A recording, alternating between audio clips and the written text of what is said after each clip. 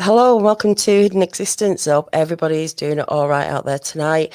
Just wanted to say thank you first to everyone who sent me well wishes because I've been ill, as you know. I've been doing it all right out there tonight. Just wanted to say thank you first to everyone who sent me well. I've just done exactly what I told Jeremy to do. I thought that was me then. Oh, me. Can you believe that? I've done that. Anyway, forget about me. I've got a great guest tonight. Author and journalist for over 20 years. He's worked locally where I'm from, which is great. Like I say, it's a little bit different tonight. We're going to be covering some murders. And my guest, of course, has covered these murders. He's wrote a book about the Jigsaw murders, which we'll get into. And he covered a big story here locally, which was the lady in the lake. And we'll get into all this, but my guest is Jeremy Craddock. Welcome, Jeremy. Thank you, Daniela. Nice to be here.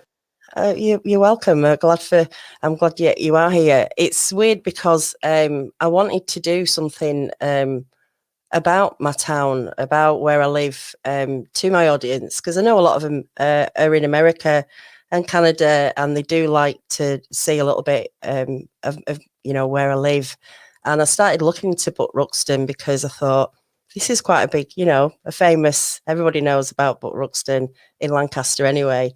And as I'm researching it, I'm pretty much reading reports from you and articles that you'd been doing. And I thought, why don't I just get Jeremy on to do this rather than me doing it myself? Because it turns out you're just about to launch a book. I think it's due out very soon, isn't it? Yes, it is. Yeah, it's being published May 28th. Yeah, right. that's the one. That's the one there. The link is in the description. But we'll get into it all. Let's start with how did you get into writing, and why did you move to these murder? Is that an interest, murders and crime? Yeah, it's sort of I was born and grew up in the Lake District, the English Lake District, sort of half an hour north of Lancaster. Although my dad was from Lancaster, and my family were living in Lancaster at the time of the Ruxton murders back in the 1930s. But we used to go to Lancaster a lot when I was a child. My dad used to take us there, and he always used to point out the house on Dalton Square in Lancaster where the murders took place, and told us the sort of brief details about Buck Ruxton. That's the house there. The one in the middle there was the doctor's house where the murders took place. So like that now. Yeah, it has outside. It hasn't changed at all. In fact, if you look at old photographs from the time of the murders, it looks pretty much the same. And a lot of even on the front of the building, you can see the holes where the plate of Ruxton's doorbell used to be. Right. But yeah, so I was aware of it from being a child, and then I later I studied at university in Lancaster, so I was still aware of the story then. And then after university, I became a journalist and was working and lived in Lancaster at that point. And I used to cover court cases in Lancaster at the Crown Court up in the castle there. So I was always aware of the story of Buck Ruxton, and and I read quite a lot of the previous accounts of it. And then because I was a journalist, I've always written. Generally, in the past, I used to write fiction, and I wrote a couple of plays and that sort of thing. But about 5 years ago, I was looking to write something different, and I was thinking about Buck Ruxton again, and thought, well, this is a story that has been written about a lot over the years, but most accounts have always they've been fairly superficial accounts, and they've never really gone into a lot of detail about the backstory to the case. And I thought there's probably quite a good full-length book there. And that's really when I started on it and started researching. And when I started delving into it, I realized there was so much to this story that hadn't been told before. So much about Buck Ruxton, so much about the victims, but also about the incredible police and scientific investigation. And it was we can talk about this, but there was a lot of breakthroughs made in forensic science, that techniques that had never been done before, that were done for the first time on the Ruxton case, and quite a lot of those techniques are still being used today. And it's a landmark case that still it's taught. If you go and study forensic science at university, then the Ruxton case will crop up. So I wasn't aware of the forensic side to it and the photographic forensic side to it as well, which is very interesting. Yeah. But for anyone who doesn't know, shall we go into the story? I mean, you don't have to give everything away. I know you've wrote the book, but there is a lot of information out there about it, and we can go through the bits that you covered. But I mean, tell us who was Buck Ruxton, and why did he do those awful murders? Yeah, I mean, my book does go into all this. We sort of go back into his past and his victims' past. But yeah, Dr. Buck Ruxton he was born in India in 1899. His father was Indian and his mother was French. So he was somebody I've doing my research, I've kind of likened this case to Jekyll and Hyde, and he was somebody who was kind of a divided personality right through his life. And I think even going back to his childhood, he didn't fully identify with his Indian side or the French side, and he was somebody who was quite a divided personality. But he came from a wealthy family, and his family sent him to the UK to do his medical studies in the 1920s. And then he eventually found himself in Edinburgh studying at the medical school in Edinburgh. And that was when he met Isabella Kerr, who would become they were never actually married, but she would take his name of Ruxton.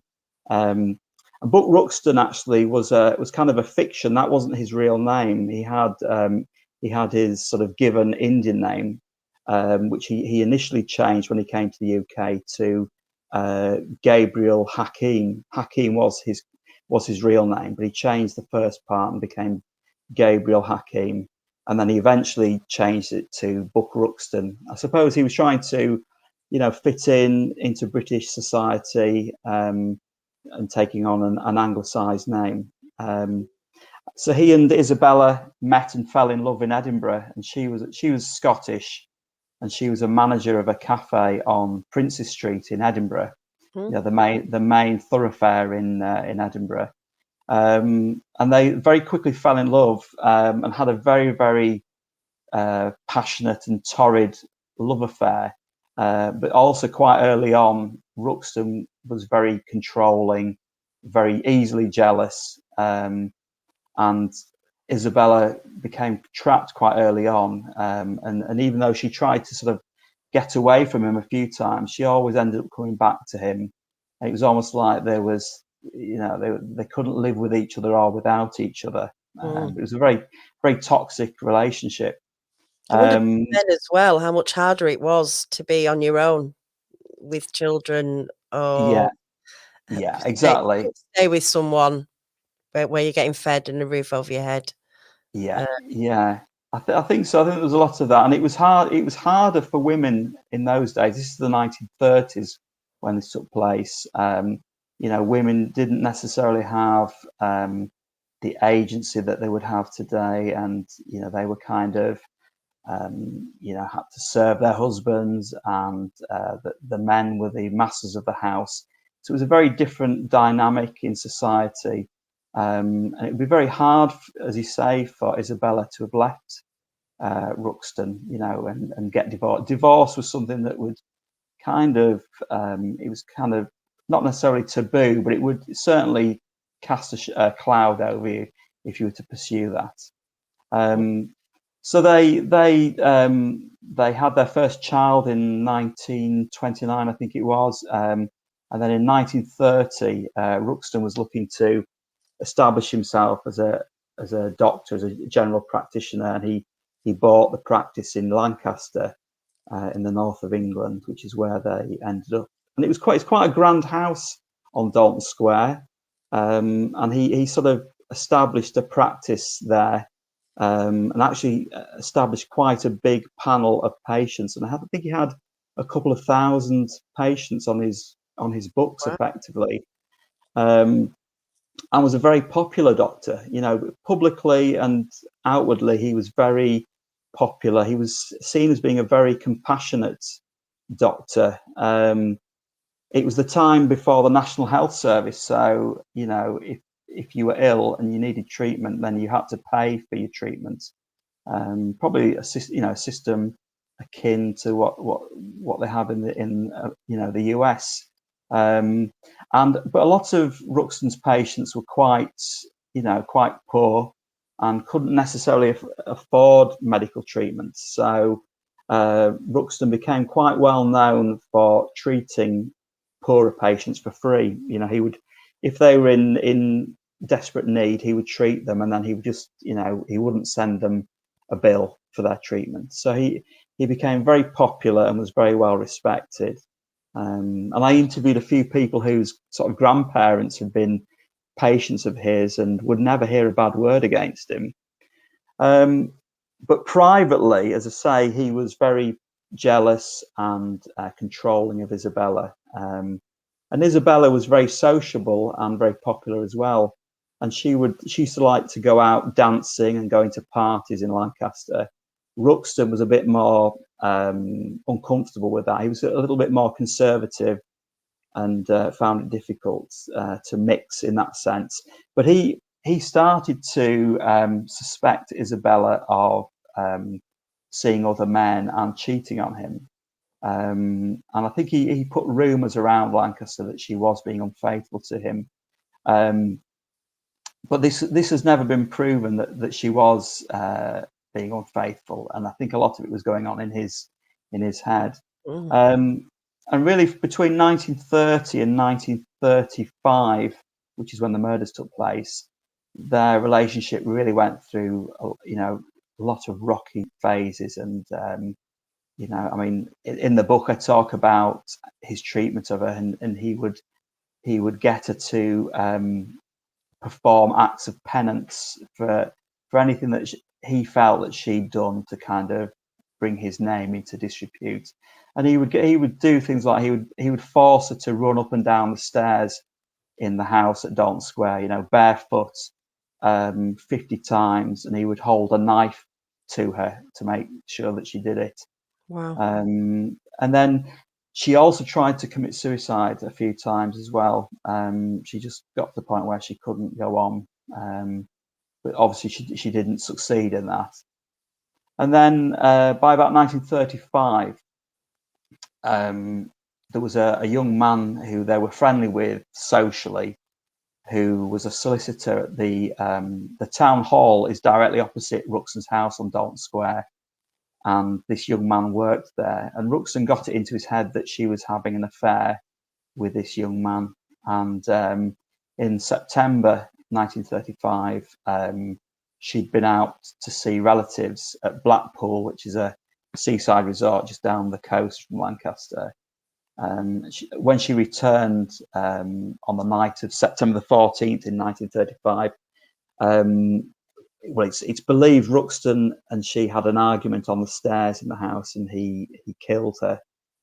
He strangled her and then stabbed her.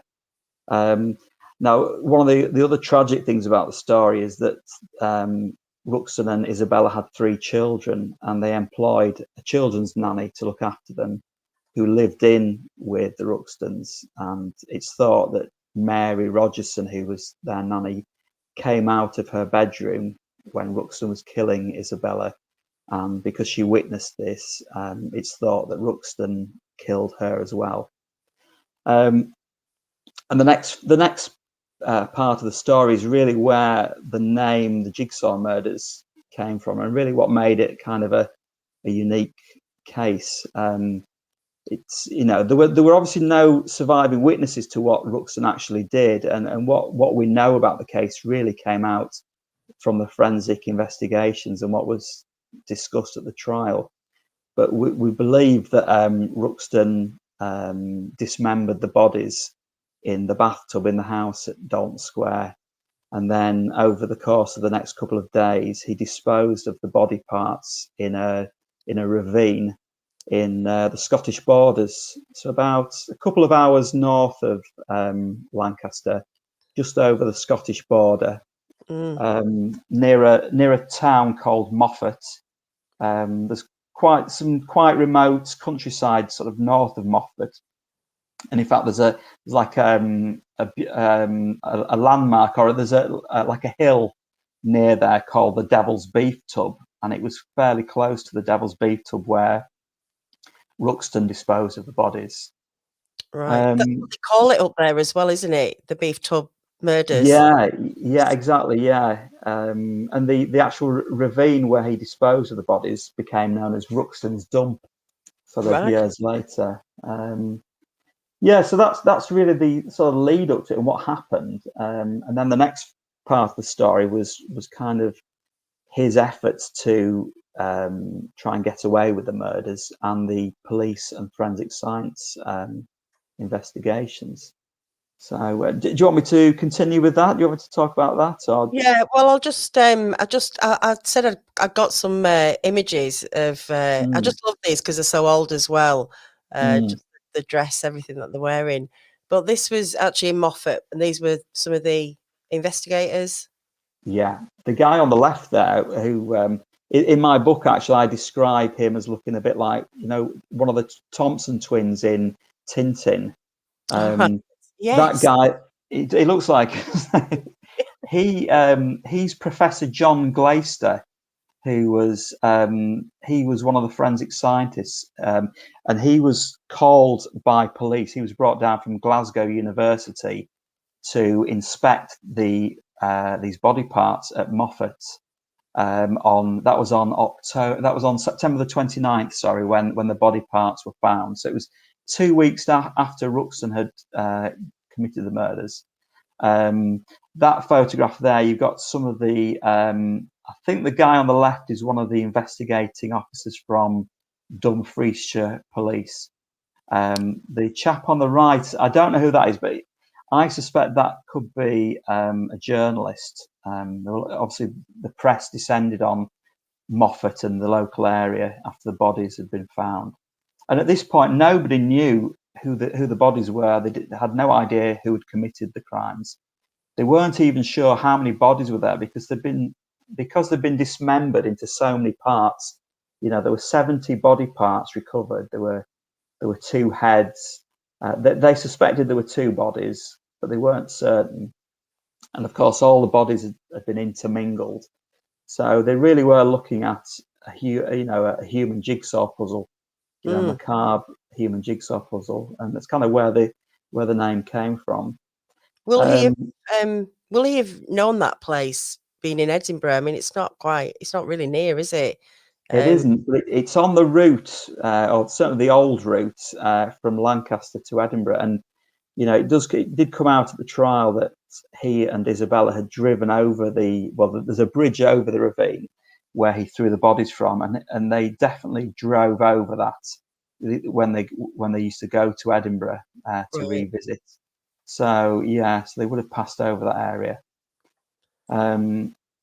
Yeah, so Ruxton thought he must have thought that he committed the perfect murders because he'd done a pretty comprehensive job of disarticulating the bodies, and he'd also removed all the identifying features. So, you know, you imagine if a body was found, there would be lots of features that you could still identify somebody from. So, you know, like the teeth, the eyes, the fingertips, and he carefully removed all of that, which made it a lot harder for the scientists and the police. But the police brought in these forensic scientists from Glasgow University and Edinburgh University, and Edinburgh became the kind of the focal point for the scientific aspect of things.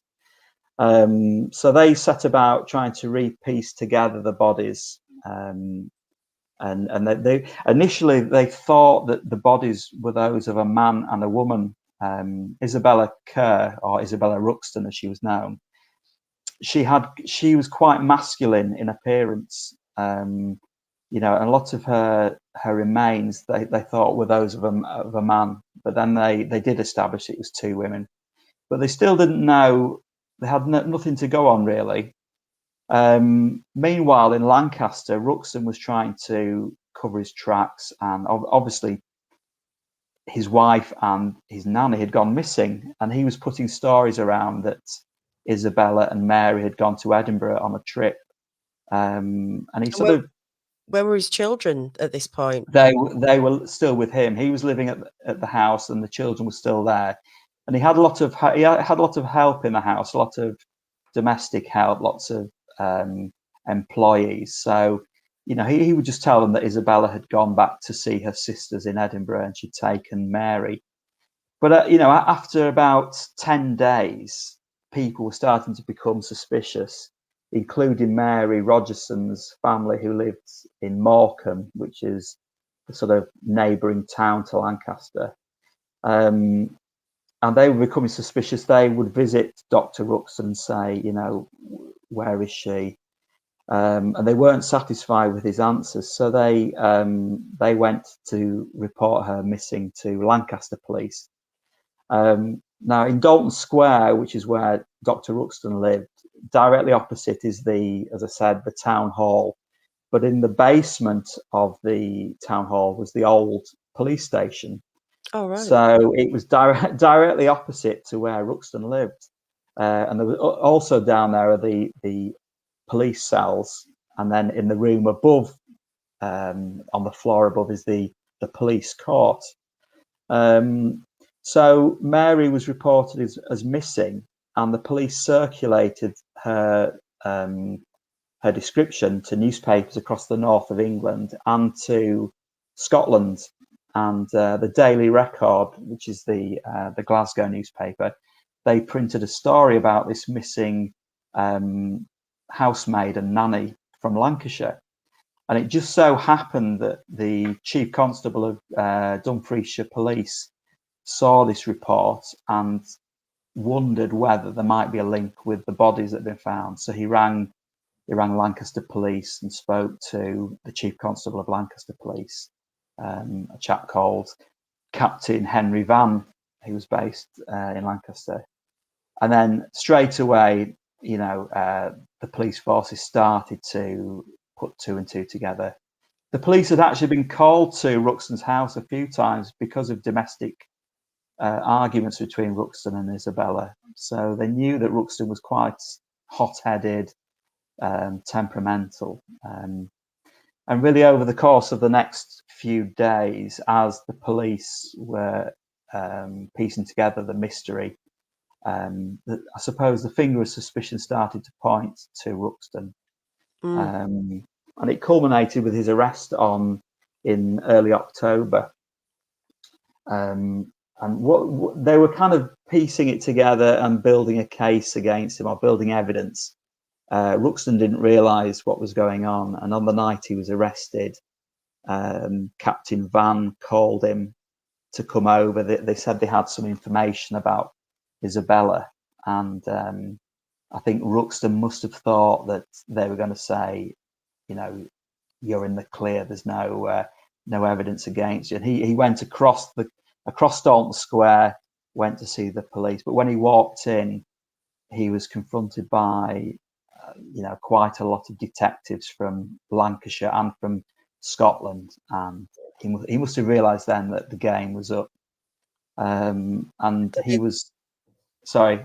Well, I was saying I mean, if people read, you know, do have a look at the book, check out the book, because there's a lot more details, a lot more connections to Lancaster as well, because he was a bit daft. He didn't quite look at everything that he was doing and left some big clues as well. He did. Those body parts, which is interesting again. The book goes into all that detail, and you know, and I've uncovered some. I mean, the one that's well known actually. He wrapped up part of the bodies in a newspaper. He used to take about 4 or 5 newspapers every week, mostly national papers, so ones that would circulate across the whole of England. and he wrapped a couple of pieces of body in this particular newspaper, the Sunday Graphic, I think it was.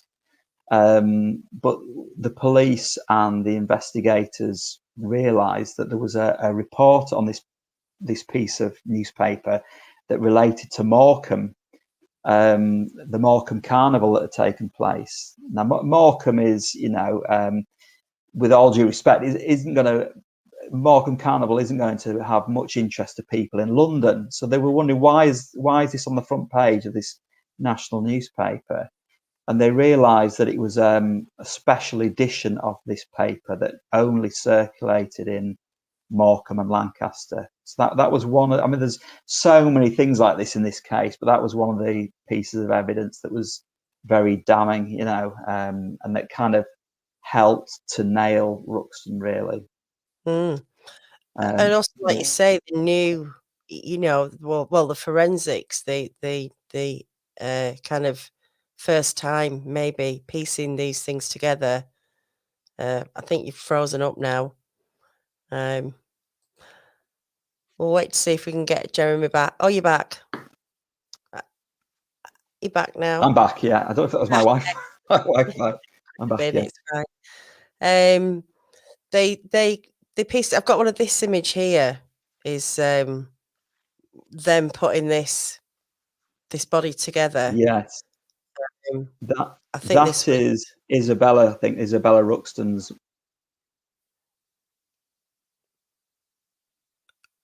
Oh, can you hear me?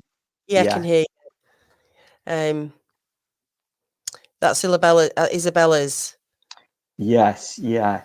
As you can see, there were they didn't have the complete parts of the body. I think the right foot is missing there, and in fact, there were I think Mary's torso was never recovered. But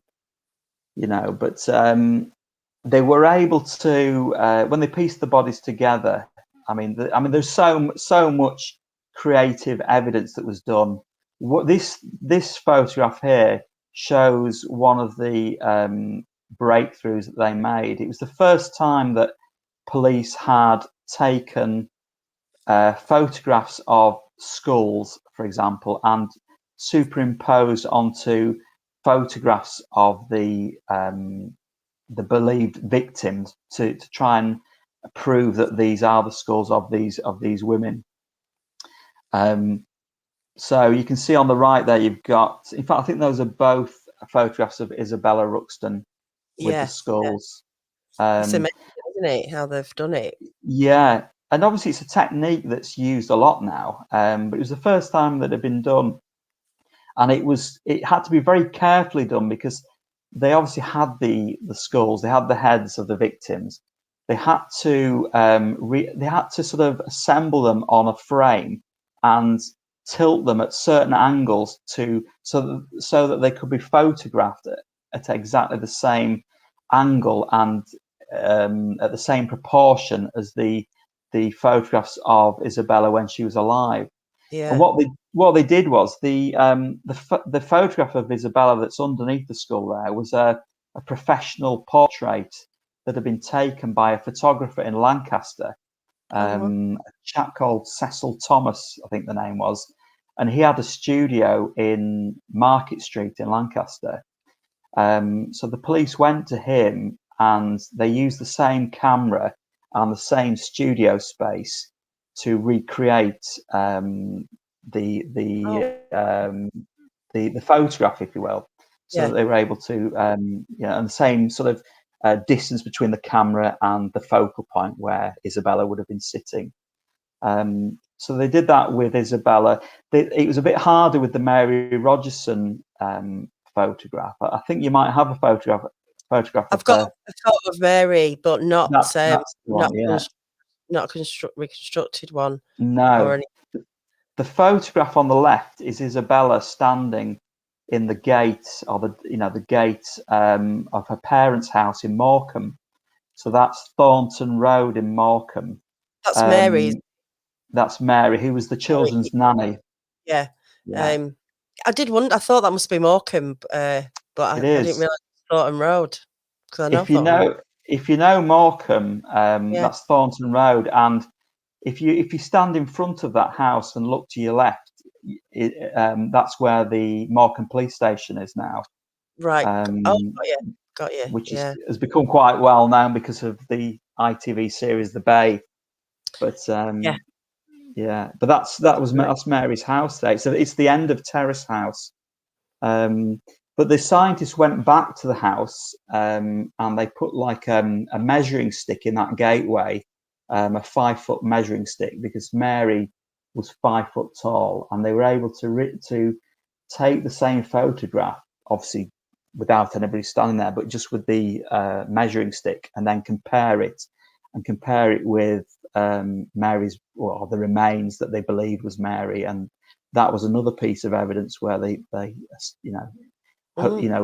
to the identification of Mary's body. They went to a lot of work, didn't they? They did. It's Another thing they did that was brand new. They had shoes of Mary's and Isabella's, and they took casts of the feet from the remains, and then tried the casts into the shoes. So it was a bit like, I say in the book, it's a bit like a macabre version of Cinderella, and the glass slipper, but they tried them in, and the casts of the feet fitted into the shoes. If the shoe fits, like if the shoe fits, it's all. Yeah. Oh, and if you know Lancaster, the Isabella's shoe was from the Banks Lion shoe shop, jewelry shop, and they used to sell shoes as well. But that was Mary's shoes. Yeah, it would have been expensive coming from Banks Lions. He's not. It would be. Yeah. Most expensive shoes in town. Well, Ruxton was making a lot of money. He was making a lot of money, but he was also spending a lot of money. He was very extravagant. He would send out his clothes to be laundered. Only his clothes, actually. He was extravagant, with himself, but he would. Isabella quite often would be in quite, drab clothes. He was quite controlling of what she would spend as well. Yeah, it doesn't sound like a nice man at all. No. A couple of questions. Was he a surgeon or was he a doctor? Which one? What was he exactly? Well, he did study. He did train to be a surgeon at Edinburgh. He also had an interest in ophthalmology and study of the eyes. He did that when he was at Edinburgh, but then when he went into practice, he was a general practitioner. So he would perform basic surgery, and he would also assist in sort of dental treatment as well. In fact, I uncovered a story that had not been published before. A story about Ruxton. On his calls, there are quite a few farms on the outskirts of Lancaster.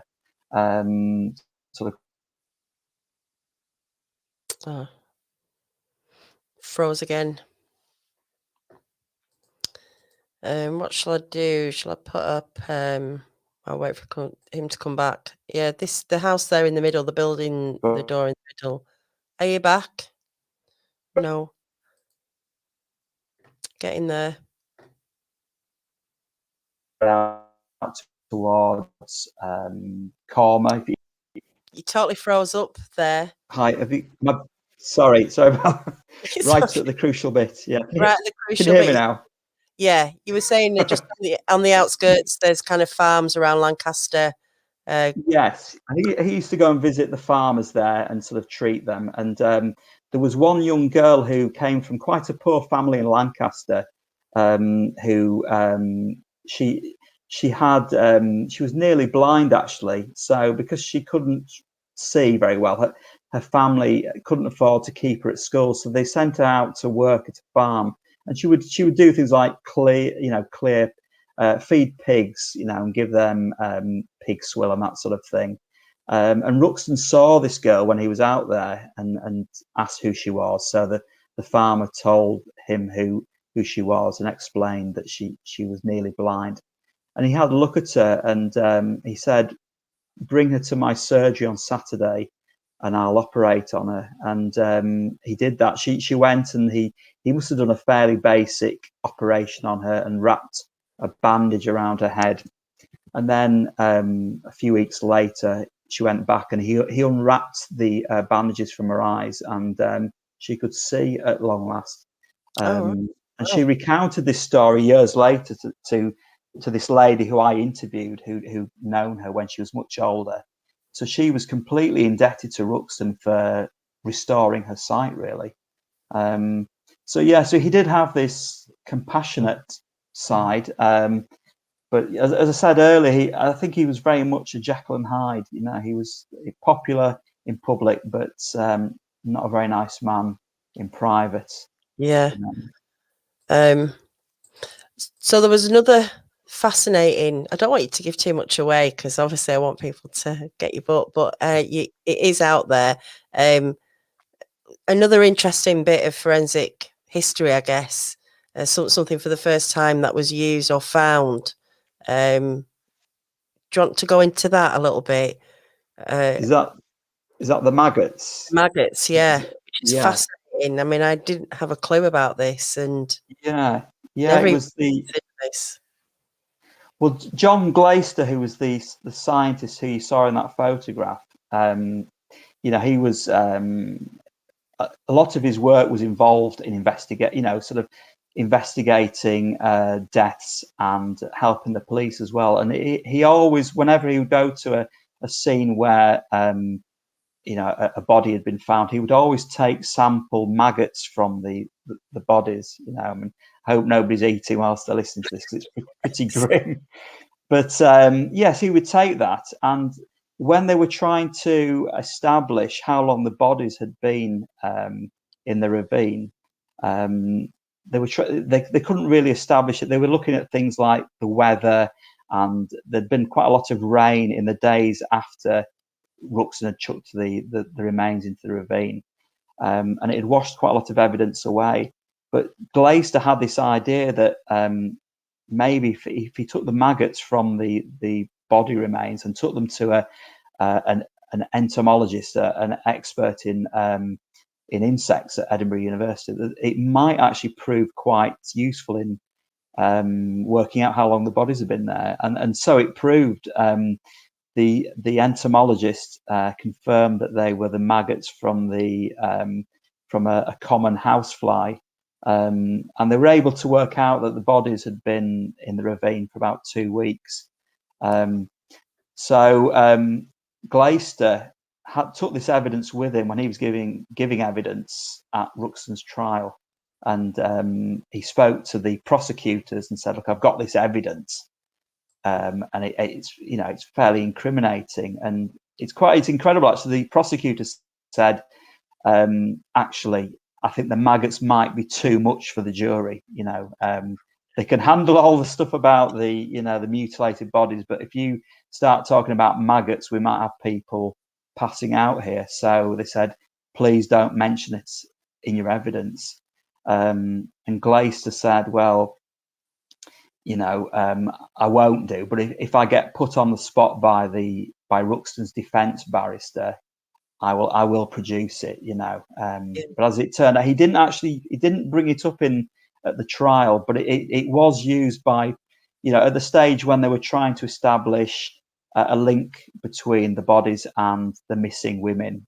It did prove very useful, and it was the first time maggots have been used in this kind of way in a police investigation. And of course, it's so important now, isn't it? You look at if you look at crime fiction, you look at things like Patricia Cornwell and the body farms and that, and that's all come really from the Ruxton murders, and the investigation. So it was very, very significant. Yeah. I think the original Ruxton maggots are still they're in one of the museums in London. I can't remember off the top of my head which one it is, but it's a little sort of file. Still got them with Glaister's handwritten label on them. Yeah. Wow. Yeah, that's fascinating, isn't it? We just don't think about the detail needed to solve some things, and how a little maggot, horrible little things. Had a role to play. Had a huge role to play in it, yeah. So he obviously got found guilty. Was there a jury there? Was it just a judge, or how was it? It went to jury because he denied the murders, so it had to go to a jury. It lasted 11 days, and there were over 100 witnesses for the prosecution, and only Ruxton gave evidence for the defence. That photograph there, those are people queuing outside Manchester Assizes, the Manchester Court. They're queuing to try and get into the public gallery. There was huge interest in this case, and it was headline news around the world. And every day there were queues of people waiting to get into the court in Manchester. And on the last day of the trial, when they were waiting for a verdict, there were thousands of people outside. He was obviously convicted. He appealed against it, but his appeal failed. And then he was executed. He was hanged at Strangeways Prison, which is in Manchester, on the 12th of May, 1936. So yesterday was the 85th anniversary. Yeah. And the photograph there is the morning of his execution, and they reckon there are about 5,000 people there. Wow. And there was an anti-death penalty campaigner there as well. She was trying to stop the execution, but the crowd were pretty much, wanted Ruxton to hang. Even though in Lancaster there was still a lot of support for Ruxton. In fact, there was a petition to try to get clemency for him and, save him from the gallows, more really for the sake of his children. Right. So he obviously had 3 children. They'd obviously lost their mother, and if he was to be hanged, they would become orphans. So about 6,000 people signed a petition to, save him from being hanged. But obviously that didn't succeed, and he was hanged. Yeah, at Strangeways. Yeah.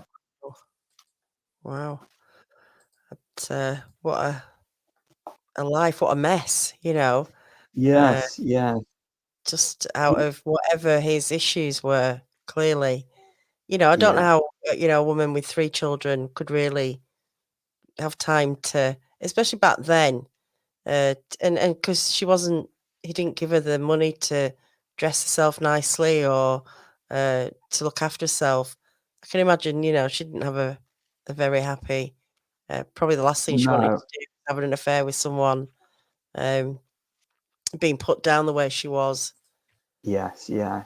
I mean, one of the things I found when I was researching was one of his diaries. Quite a few of his diaries were quoted from at the trial. The final diary for 1935 went missing and was never found, and we can only assume that Ruxton probably destroyed it because he did commit a lot of his thoughts to his diary. But I found his 1934 diary. It's actually in Lancaster at the City Museum. You can actually go in and ask to see it. It's not on public display, but I don't think anyone's really looked at it before. Certainly no writers have used the diary. And when I went in to look at the archive, I was handed this diary and opened it up, and it was full of his thoughts and obviously his paranoia. And in the diary he talks about believing that Isabella had poisoned his coffee, and he talks about her trying to commit suicide and that sort of thing. So I photographed every page and transcribed the whole diary, and was able to sort of work that into my book. And it brings a lot of, you get an insight into his thinking and what was going on in his head in the year before he committed the murders. Which is important, isn't it? I mean, Yeah. people, all right, yeah, they've done wrong, but it's interesting to know why people do things that they do, and to spend some time looking into it, because Yeah, it's all I part and wouldn't. parcel of it. It is, and I wouldn't say I don't have sympathy for Ruxton, but writing about it, it took me 4 years to write the book, and you sort of get to know a character, and hopefully I've kind of explained why things happened. And I did find myself, you become very involved in it when you're writing about it. And I did find myself almost willing Ruxton just to pull himself together and not go through with this. And also for Isabella, almost feeling like you want to say, just get out of that house and go. You become very, very wrapped up in it. And I think it's different to kind of story about a serial killer. I think Ruxton it was a crime of passion, and he just couldn't control himself. And it's just a very tragic story all around, really, Mm, for Isabella, for Mary, and for his children as well. yeah, Just very definitely. terribly tragic. Just on a side note, then, how do you feel about Shipman? Did you look into that much, and where he was going with How, his life? Harold Shipman. yeah, yeah. Well, yeah, it was a very shocking one, wasn't it? His motives. I mean, clearly a different kind of character, I would say, to Ruxton. He was obviously a serial killer, And an seriously unhinged. addict. Yeah. Yeah, he Uh, was an addict, wasn't he? Yeah, yeah, badly, yeah, bad, whatever it was he yeah, was taking there. But he yeah, was the other one where people really said great things about him. Um, yeah.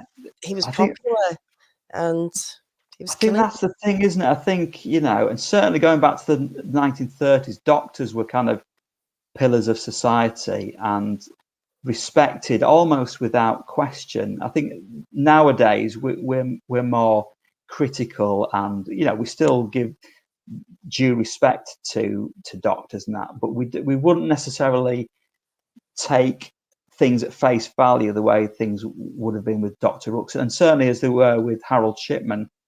Probably with the Shipman case, that things changed, and I think signing death certificates. I think a doctor could sign a death certificate solo. I think at the time of Shipman, and that was partly how he got away with so many murders. Right.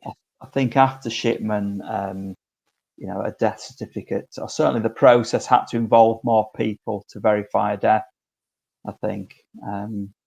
Yeah, but a terrible case, Another Harold shocking Shipman. one. So guys, the link to the book is in the description, and I recommend it definitely, people to go and check it out. It's a fascinating story.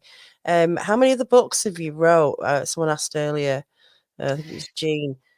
Yeah, this is my first book to be published. I've obviously worked as a journalist for nearly 25 years, so published a lot in newspapers and magazines. Always tried to write books, mostly tried to write fiction, actually. I never really got anywhere, and sort of decided to take a true story and then try to write it in the style of a novel, even though everything in it is absolutely true and verifiable. It's written hopefully with the style of a novel, so that you read it and you kind of go through. You learn about things the way that the police and the forensic scientists learnt it. You learn about it, the same way that they do. So Yeah, yeah, and I should it's say actually the book's been bought for television. Actually, it's being developed at the moment as a TV drama. So I'm hoping that's going to get commissioned. yeah. Yeah. So it's, if anybody's a fan of Vera on ITV or Shetland on BBC, the producer who did those has bought the book. So Oh wow. hopefully that's going to happen at some point. Yeah. Yeah, that would be a Um, great story. Definitely. yeah. It's Lancaster as well, and it's a Yes. great town visually. The buildings and like Yeah. the bay for Morecambe has just made it look incredible. I mean, it is pretty incredible, but it looks absolutely stunning when it's on the bay, doesn't it? It On the does. The TV. sunsets over Morecambe Bay are amazing, aren't they? they're the best, and Yeah, people follow me. Actually, I do a walkabout where I go down to the bay some nights with my dog, and I go down for a sunset. I do a live stream, so they get to see it because it is one of the most stunning places for sunsets. it is. There's Yeah, no doubt. It's just absolutely spectacular, isn't it? Just a it beautiful is. place to be. Yeah, yeah. Maybe, not as good looking it in as it is looking out. It's what a lot of people kind of say from Morecambe, although it is beautiful. But Morecambe's fortunes are changing, aren't they? I think I've always had a real soft spot for Morecambe and we've spent quite got a lot of my childhood there as well. yeah, got the Eden project Yeah, coming up, so it's going to yeah, completely transform. yeah, Um, absolutely. just we've got a few more minutes left. You covered a big story, which was the Lady in the Lake murder Mm. from 1997, and this is another one that I remember when I was younger, happening. And it's another fascinating one set in Coniston. Was it Lake Coniston? Yeah, it was Coniston. Yeah, yeah, What yeah. do you want to give us an outline of the story? Sorry. Yeah, yeah. Well, I first came to it. I was a reporter on a local newspaper in the Lake District, the Westmoreland Gazette, and I'd been there a few years. In 1997, my news editor lived next door to a guy who was a diver from the local scuba diving team. And one night they were both going into their houses after work, and the diver said to my news editor, "Oh, we found something in Lake Coniston, or sorry, Coniston water." And jokingly said, "If it's a body, I'll let you know, Mike." And Mike said, "Yeah, that'd be great. We'll do a story on that." Anyway, when they eventually opened this sort of package up, it was a body, which you can see there. And it turned out it was a body that had been in the lake for 20 years. Um, it was Carol Ann Park, who's the lady there, who was from a town in the Lake District near Barrow-in-Furness. And her husband was remarried. This was 20 years later. He was arrested, and he was charged initially with her murder, although the case was dropped at that time. So when this happened, I was one of the reporters going to interview Carol Ann Park's family, try and get reaction to that. And then I also covered the inquest at Barrow Town Hall I think that was about 1998. And Gordon Park, the husband, was due to give evidence there. But because that's him there. Yeah. In fact, that's at the inquest. An inquest isn't a criminal investigation; it's just to establish how somebody died. So, he wasn't under arrest at the time, but he was. You can, it's an inquest. You could say something that could incriminate you. So he was under advice from his solicitor not to say anything that might incriminate him. But it was like a media circus at that inquest, and he didn't say anything. Anyway, a few years after that, he was arrested. There was enough evidence, and he was convicted of killing his wife and disposing of her body in Coniston Water. He'd reported her missing, but like something like 6 weeks after.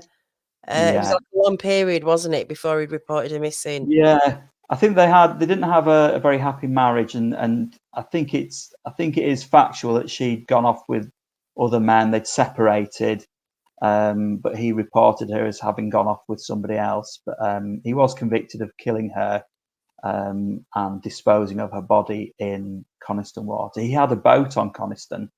I seem to remember that he'd gone out into the lake with a boat and tipped the body into the lake, and it had gone down, and it actually come to rest on a ledge in the lake, and that's why it was found. And it was said, I think, that had he gone a few further feet out into the lake, they would never have found the body because it would have been so deep into the lake. Wow. Um, This but was one then of the weights. Sorry, I'll just throw that out. This yeah, is one of the weights that was found on the body as well. Someone was looking out for Carol that night in a way by him just dropping her on that ledge. And I mm, know it took 20 years, but eventually. Well, I guess if you believe in karma, I suppose, you know, it all conspired against him. Although he did you know, say that he was innocent. He protested his innocence right up until his death. He was trying to get a review of his case. He eventually died in prison. He committed suicide in prison. You know, always you know, protesting his innocence. And his children, I think, to this day, I think they're still campaigning to get, you know, get him pardoned or to get the case overturned. Mm. So yeah, so it's an interesting one. It's worth looking at and see what you think. Whether you know, believe that he was the killer. There was a lot of evidence against him. Yeah. Yeah, definitely. Yeah, if you guys are interested in stuff like that, look that one up. So Sharon's asking, are you going to write more books of this genre? Yes, yeah. A few people have asked me this. In fact, some people have asked me whether I'm going to do one on the Lady in the Lake. Yeah, I'm working on an idea at the moment. I'm not saying what it is yet, just in case it doesn't come off. But it does have a true crime element to it, and it's also got kind of a biographical element. It's a true crime involving somebody who was well known. But yeah, I'm not saying any more than that at this point. Can't leave it like that. Okay, fair enough. I have started some interviews with it already anyway. All right, brilliant.